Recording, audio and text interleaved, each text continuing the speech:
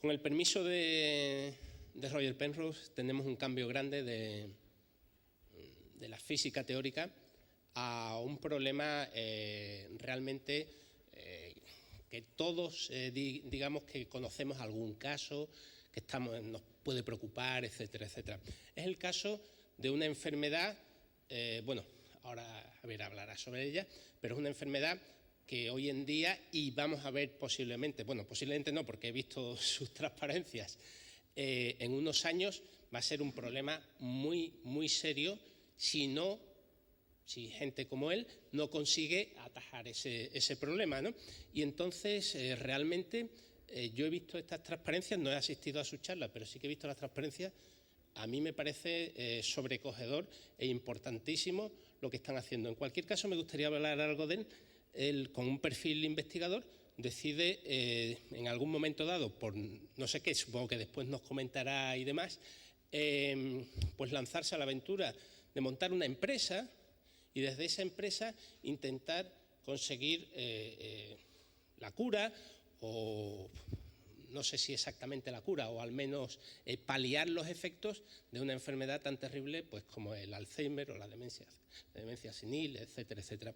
Entonces yo creo que en principio lo dejamos a él porque seguro que nos va a fascinar su charla.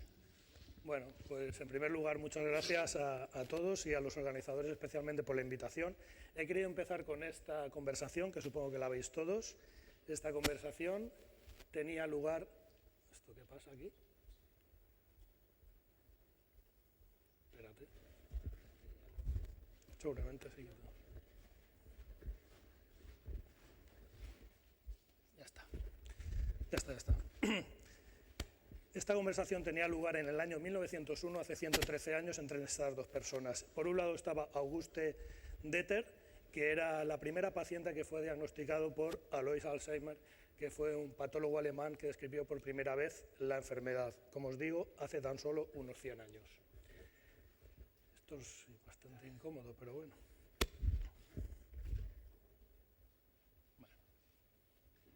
¿Esto hay alguna forma de...? Tengo de todas maneras, si no, la presentación en PowerPoint, si es más cómodo. No, te la envié en PDF. Perdonad.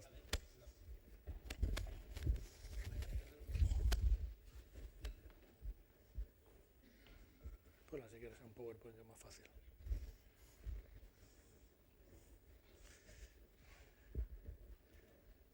Es muy divertido porque siempre pasa algo en las charlas. Esto para mí nunca me había pasado.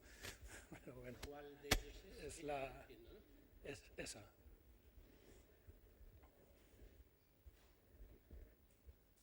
Vale, perfecto. Bueno. Pues seguimos. Bueno,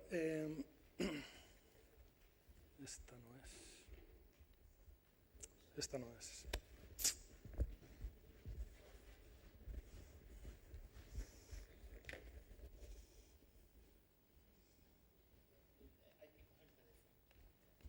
Hay que coger el PDF, me temo. Sí, va, sí, ponla esta. Es que no ha salido entera, ¿ves? No sé, por alguna razón. Por el PDF, sí.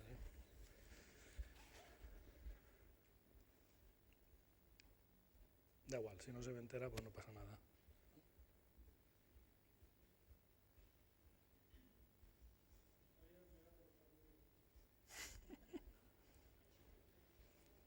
Bueno, seguimos, no pasa nada. Que no tenemos dinero para Mac. Somos pobres. En la empresa también la gente es pobre, ¿eh? Pero bueno, si alguien nos puede ayudar. Bueno, como os decía, yo quería enfocar el tema de la enfermedad, aunque he orientado la charla a fármacos, en estos 6 grandes puntos. La enfermedad, sus causas, cómo se busca, qué fármacos tenemos ahora, qué otras estrategias se están desarrollando y el modo, que es muy importante, y luego lo explicaré. Empecemos por la enfermedad.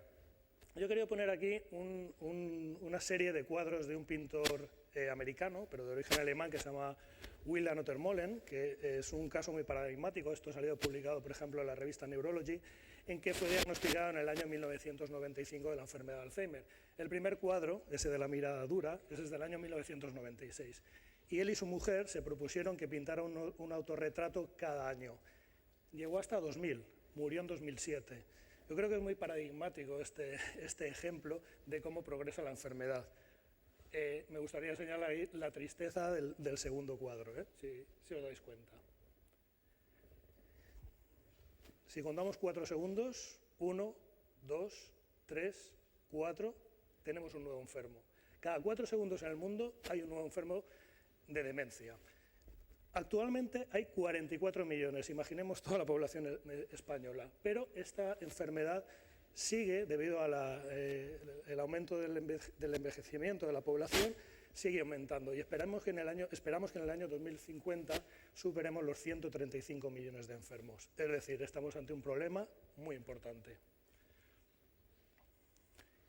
¿Qué ocurre en la enfermedad de Alzheimer? Pues ocurren muchas cosas, pero fundamentalmente lo que veis aquí. En la parte derecha hay un cerebro, o una parte del cerebro con un Alzheimer avanzado. Lo que ocurre básicamente es una muerte masiva de neuronas, una atrofia de las neuronas, disminuye tanto la sustancia blanca como gris, se hacen más pronunciados los surcos. En general lo que ocurre es una desaparición de neuronas de forma masiva.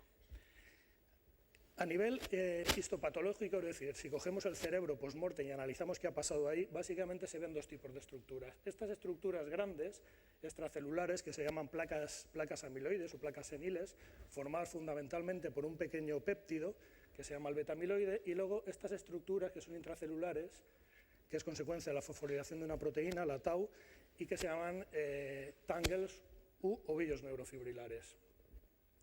Pero bien, ¿cuáles son las causas reales de la enfermedad de Alzheimer? Porque esto que hemos visto son las consecuencias.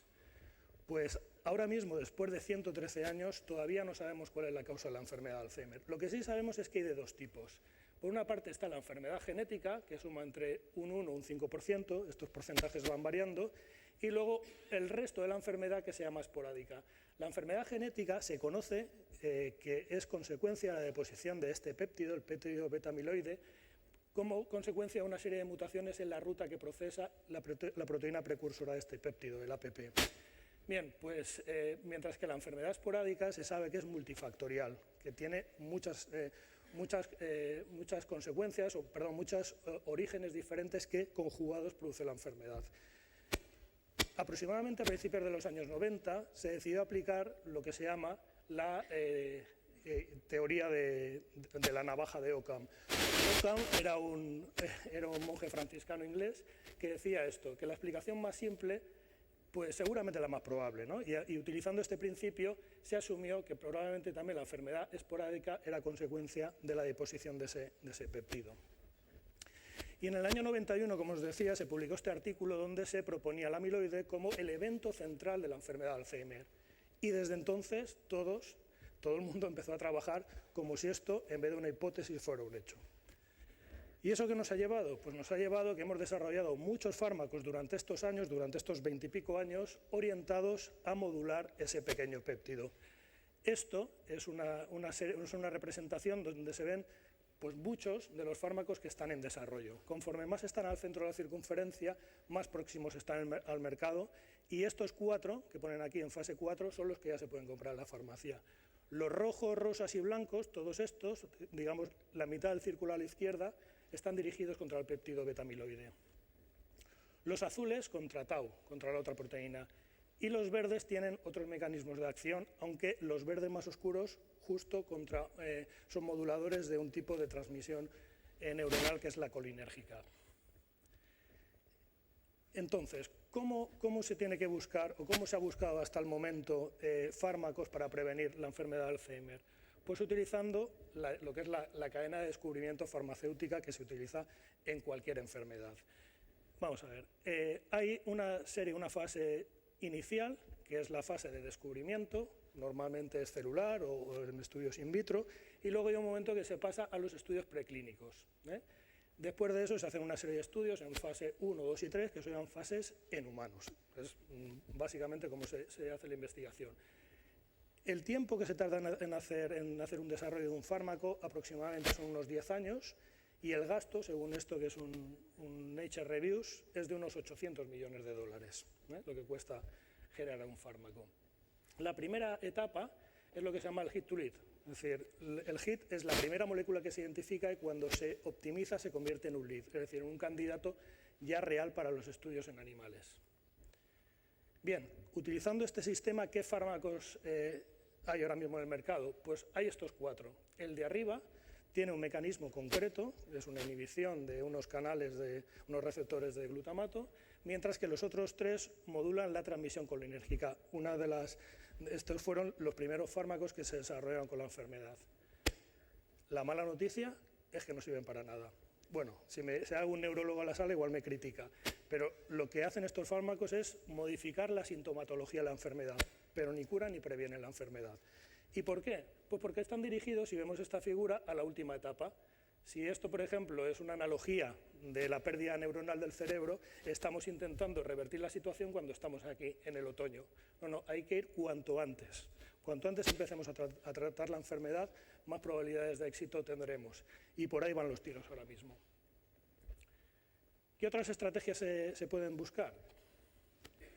Pues bueno, hasta ahora, como habéis visto, las dianas que se utilizan para buscar fármacos contra la enfermedad están restringidas a dianas concretas.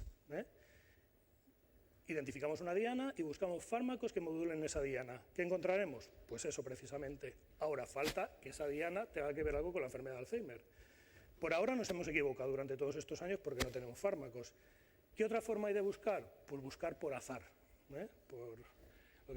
Lo que tenemos que probar y la otra estrategia es buscar fármacos que eviten que las neuronas se mueran y luego ya veremos cuál es el mecanismo de acción. Bien, pues utilizando esta estrategia, que aunque parece muy banal, pues puede ser muy discutida por el campo, en la empresa en donde yo trabajo, hace unos cuantos años nos dedicamos a montar un sistema de búsqueda de compuestos que previnieran que las neuronas se murieran. ¿Y de dónde buscamos esos compuestos? Pues de la quimiodiversidad. ¿De dónde? Pues donde más quimiodiversidad hay, en la naturaleza. ¿Y dónde específicamente? En los microorganismos. La gran mayoría de fármacos que están en el mercado proceden del metabolismo secundario de los microorganismos. Así pues, a partir de una serie de muestras ambientales, aislamos microorganismos, los incubamos en diferentes condiciones, esas condiciones produjeron una serie de extractos y esos extractos los incluimos en un screening farmacéutico. En principio, un extracto es un grupo complejo de moléculas. Una vez identificamos un extracto positivo, hay que ir fraccionándolo poco a poco para identificar qué molécula es la que está produciendo la actividad. ¿Y cómo buscamos? Pues nosotros particularmente buscamos así. Tenemos una plataforma, aquí tenéis una página web donde está explicada la plataforma, en donde al principio, y como hacen prácticamente todas las farmacéuticas y grupos, lo que buscamos es ver moléculas que rápidamente sepamos si tienen un efecto de una forma masiva. Para ello utilizamos tanto sistemas in vitro como sistemas celulares.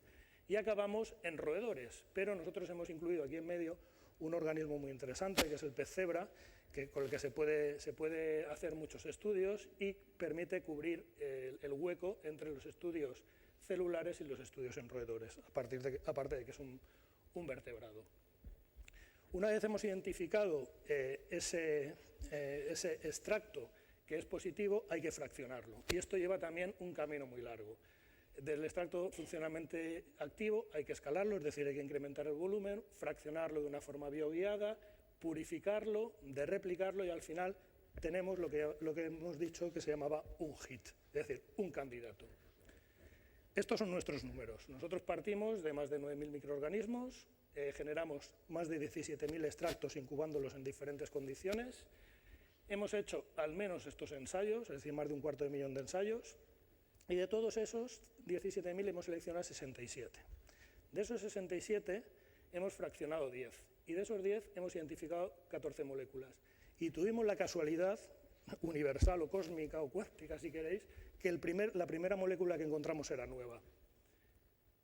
Pues ya está, ¿no? Ya tenemos una molécula que puede servir para tratar la enfermedad de Alzheimer, ¿verdad? Pues no, hemos recorrido solamente hasta donde está la flecha. Hemos recorrido aproximadamente un 5% del camino. Nos queda mucho trabajo por delante. Y creo que es muy ilustrativo esta foto. Es decir, seguramente no es que veamos todo lo que hay arriba por encima del mar, sino que vemos una pequeña roca. Tenemos que descubrir todavía mucha información de esa molécula, que es todo lo que tenemos por debajo. Es decir, el trabajo acaba de empezar después de bastantes años.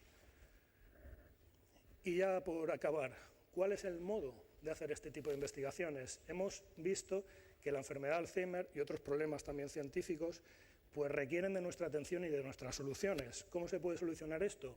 Pues evidentemente con inversión, gastándonos el dinero en ciencia. Esto es un Airbus 380. Cuesta aproximadamente construir unos 400 millones de dólares. Desarrollar un fármaco hemos dicho que cuesta unos 800 millones de dólares, es decir, un par de Airbus 380. Es decir, estamos frente a un problema muy importante y debemos desarrollar fármacos y para eso necesitamos invertir. Así que yo creo que aquí este logo pues no es que sobre, yo creo que todos los que estamos aquí estamos plenamente convencidos de la inversión en investigación, pero si queremos resolver problemas serios y problemas reales, no nos queda más remedio que invertir. Muchas gracias.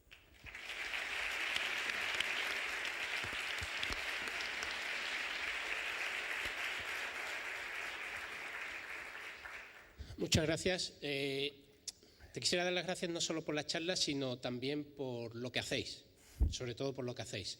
Y creo que hay unas cuantas preguntas por aquí. Ayer mismo José López Barneo decía que la gran industria farmacéutica está dejando de investigar en Alzheimer porque no encuentra resultados. Primero, quiero saber si estás de acuerdo con eso y segundo, ¿de dónde sacáis vuestra financiación? Vale, pues sí, estoy de acuerdo, desgraciadamente. Yo, cuando me hacen esta pregunta, me lo han hecho varias veces, siempre digo que la industria farmacéutica tiene más ambición que memoria. Es decir, es un problema muy grande. Estamos hablando de unos 40 millones de enfermos en el mundo. El gasto en España de un enfermo de Alzheimer está entre los 30 y los 50.000 euros y estamos hablando de un gasto global de más de 600 billones de dólares. Es decir, tenemos un problema muy grave y hay que resolverlo. El problema es que durante estos 20 años se ha focalizado muchísimo en el péptido beta-amiloide como la diana terapéutica y las empresas farmacéuticas han gastado miles de millones de dólares y ahora están muy escaldadas. Entonces, los grandes sistemas de búsqueda farmacéutica se hacían hace unos años en empresas farmacéuticas con grandísimos departamentos que han ido progresivamente siendo desmantelados. ¿Y qué están haciendo las grandes farmacéuticas que no han abandonado esto? Están buscando oportunidades en sitios donde hay más frescura en la investigación. Universidad, pequeñas empresas biotecnológicas, etcétera. Y han establecido una estrategia que ellos llaman de Open Innovation, que es, vamos a hablar pronto, qué estáis haciendo, quiero una primera opción sobre lo que estáis haciendo para tener esas moléculas. A la empresa farmacéutica le faltan moléculas, esto es una necesidad imperante. ¿Y de dónde sacamos el dinero? Pues sacamos el dinero fundamentalmente de gente que ha confiado en el proyecto. Es decir, nosotros en el año 2006 montamos un plan de negocio en el que queríamos hacer este tipo de cosas y entonces con ese plan de negocio que debía estar muy bien porque la gente lo apoyó, ¿de acuerdo? Entonces nuestra financiación es puramente privada. Tiene más conversación esto, pero básicamente es así. Javi, como ya ha preguntado, una de las preguntas ya se ha aclarado, quería insistir en otra, que es, ¿cuál es tu modelo si hay que atacar problemas tan importantes como la cura del Alzheimer, que es un ejemplo más de muchos? Da la impresión que la inversión privada solo no es suficiente, da la impresión que la inversión pública solo se dispersa. ¿Cuál es tu visión? ¿Hay un modelo híbrido? ¿Cómo lo ves tú? Desde luego, vamos a ver, yo vengo aquí desde una empresa, desde la parte privada, pero tengo que decir que quien no invierta en investigación en este país es precisamente la empresa privada. Muy poquita, porque hay poca cultura de inversión en I+D. Evidentemente tienen que ocurrir muchas cosas. Tiene que haber los gobiernos tienen que poner planes de promoción y de la investigación, es decir, ese famoso 2% de la Unión Europea, que nosotros estamos bastante lejos, o el 3% que están proponiendo. Es decir, públicamente tenemos que tender hacia esa inversión, pero también tenemos que buscar sistemas de conexión con la empresa y compromiso de la empresa para que inversión en I+D. Tú conoces muy bien Estados Unidos, donde aquí haces una ronda de ampliación de capital de una empresa que aquí puedes levantar 2 millones, en Estados Unidos levantas 50. ¿Por qué? Pues porque hay mucha cultura de la inversión, hay fondos especializados, cosa que en España o no hay o hay muy poquitos. Entonces, casi el problema general de esta situación es la cultura de la inversión y la cultura de la empresa privada, fundamentalmente. Pero aún así, también tiene que arrimar el hombro el gobierno, claro. Y las comunidades autónomas y todo lo que... ¿vale? Hola. Sí, mira, has comentado en la charla que cada 4 segundos aproximadamente hay un caso de Alzheimer. Yo quisiera preguntarte si piensas que eso es en el mundo en general o es en el mundo civilizado, en Estados Unidos. Te quiero hacer 2 preguntas. Esta es la primera. Eso es un dato global, ¿no? que es muy significativo. Esa diapositiva es de la Asociación Internacional de Alzheimer, es decir, un organismo muy consolidado.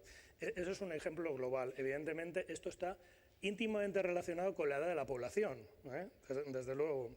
Conforme más envejecida sea la población, más casos hay. En España estamos hablando de unos 800.000 casos, más o menos, que ya está bien. Ahora bien, si tú ves la progresión de ahora al 2050, hay países y sobre todo continentes donde el crecimiento es exponencial, y esto pasa especialmente en Asia, África y Sudamérica. ¿Por qué? Porque están incrementando su esperanza de vida y por tanto se está disparando el caso de Alzheimer. Pero el problema es suficientemente grande como si en vez de 4 son 6 segundos. Bueno, eso no era lo más importante, si eran 4 o 6. Y la segunda parte sería otra enfermedad que también aumenta exponencialmente en los últimos años, es la diabetes. También en el mundo civilizado, digamos, Estados Unidos, Europa y tal. Sí. Entonces, quisiera saber tu opinión sobre unas teorías que están cogiendo mucho auge, que hablan del Alzheimer como la diabetes tipo 3. Sí.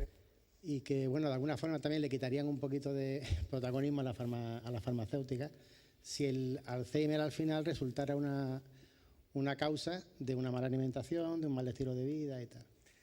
Pues bien, vamos a ver.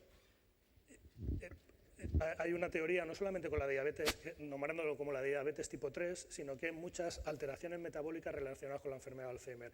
No puede ser de otra forma porque la enfermedad cursa entre unos 15 y 20 años aproximadamente. Es decir, tienen que ocurrir muchas cosas. Al final hay una parte de enfermedad multifactorial que está relacionado no solamente con diabetes, sino también con hipercolesterolemia, modulación de niveles de cisteína sanguíneos, es decir, muchos problemas metabólicos que al final van a producir un problema general que puede cursar con una enfermedad de Alzheimer, con una demencia de tipo senil, con lo que sea. Te pongo un ejemplo paralelo. El infarto de miocardio o los problemas cardiovasculares tienen relación con muchas cosas, desde una predisposición genética hasta una alimentación, hasta un estilo de vida, y lo que sí que se está viendo, y ahora mismo en los últimos congresos de Alzheimer, lo que tienden a decir es precisamente adoptar formas o vidas lo más saludables posibles para para intentar retrasar la enfermedad, porque simplemente retrasando 5 o 6 años la enfermedad, los niveles de gasto y de enfermos que tendríamos disminuiría críticamente.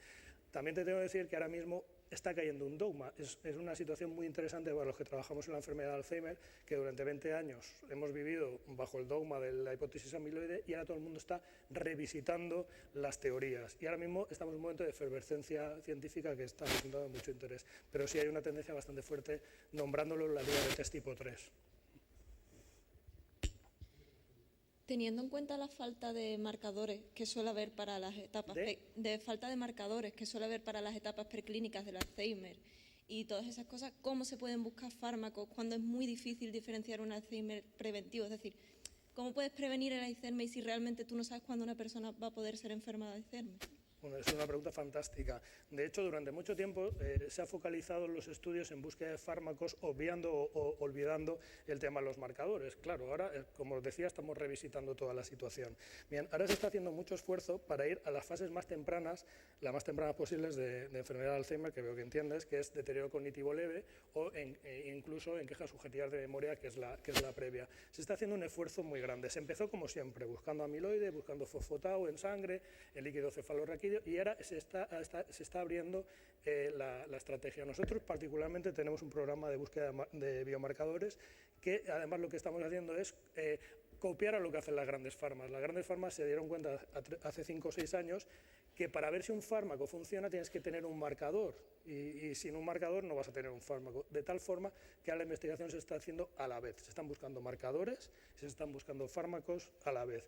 Y bueno, nuestro trabajo particular en Neuron, lo que estamos haciendo es buscar marcadores en líquidos periféricos, porque ahora mismo el diagnóstico del Alzheimer se hace en marcadores, el líquido cefalorraquídeo, con punciones lumbares y con todo lo que ello conlleva. Las técnicas de imagen también son muy importantes y se están desarrollando nuevas técnicas que permiten pues, anticipar cada vez más la enfermedad de Alzheimer. Cada vez más hay neurólogos especializados que conocen bien la enfermedad, es decir, se está creando una cultura de la enfermedad y de su evolución.